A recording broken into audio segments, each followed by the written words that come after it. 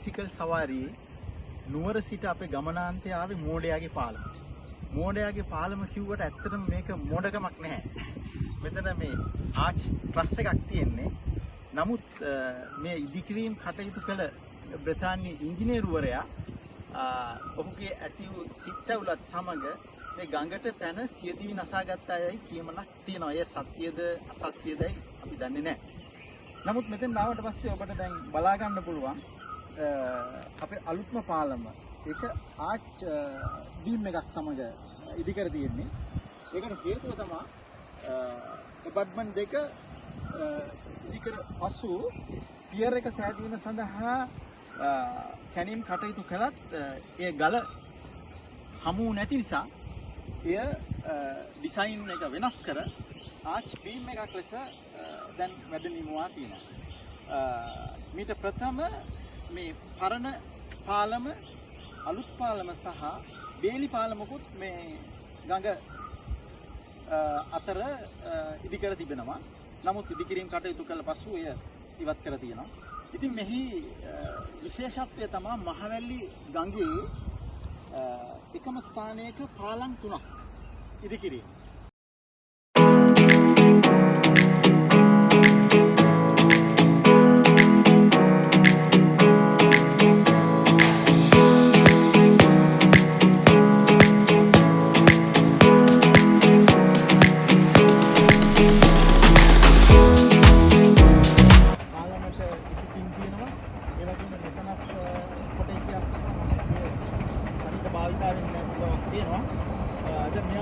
අපිට පේනවා මේ කෝච්චිය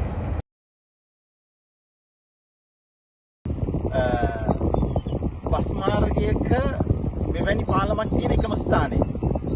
මොකද මේකේ ආච් ට්‍රස් එක යටට තියෙනවා. නමුත් දුම්රිය මාර්ග ගත්තාම ඒ වගේ හැම පාලමක්ම ආච් ට්‍රස් එක යටට තියෙනවා. ඉතින් ඒ නිසා තමයි මම හිතන්නේ මේකට මෝඩයාගේ පාලමයයි නම පට වැදී ඇත්තේ. මෙය කෝපි කාලයට පසු ඒවගාව කරන කාලයේ තමයි එහි ප්‍රයෝජනීය සඳහා තමයි මේ බ්‍රිතාන්‍ය ජාතිකින් මෙය නිර්මාණය කළා. උදෑසන 6ට පමණ ලේවැල්ල, නුවර, පේරාදෙණිය, ගෙලියොය, වැලිගල්ල, ගම්පල හරහා නාවලපිටිය මාර්ගයේ ටික දුරක් පැමිණියා. බයිසිකලයක හුළං බැසීම නිසා එය සාදා ගැනීමට සිදු වූවා. කෙසේ වුවත් උදෑසන 8:30ට පමණ අප මෙම ස්ථානයට පැමිණියා. පරණ පාලමට යාමට තිබුණේ කැලෑව වැවී තිබුණු මාර්ගයකිනි. මෙය හැංගුණ මැණිකක් ලෙස නම් කළ හැකිය. මහවැලි ගඟ කඳු පිහිටීම බ්‍රිතාන්‍ය අතීත ඉදිකිරීමක් සමග බැඳුණු හා දුම්රිය මාර්ගයේ පෙනෙන මානයේ පිහිටීම උලපනේ දුම්රිය ස්ථානයේ කිට්ටුව ඇති නිසා සංචාරක ආකර්ෂණයක් ඇති ස්ථානයක් ලෙස සංවර්ධනය කළ හැකිය. මෙතැන සිට කොත්මලේ ජලාශයට ඇත්තේ කෙටි දුරකි.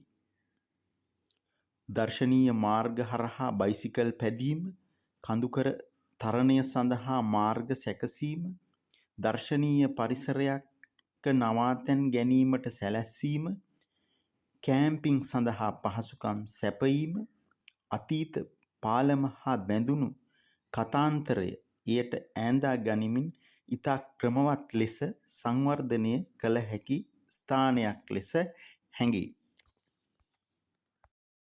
සිහින හඹා,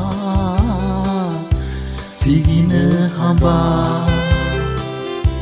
සිහින හඹා,